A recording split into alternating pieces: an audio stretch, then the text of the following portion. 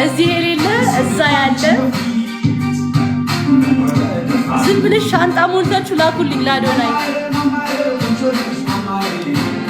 እኔ ልብስ በጣም ነው የምወደው እና ላሳይሽ ምን አይነት ልብሶች እንደሆነ በጣም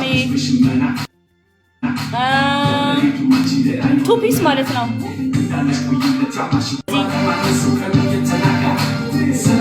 አያምርም? ታለኔ ሁላችሁንም ነው የማወራችሁ። እኔ ፍሪ ሳይዝ ነው የምወደው። ምንም ትልቅ በጣም መካከለኛ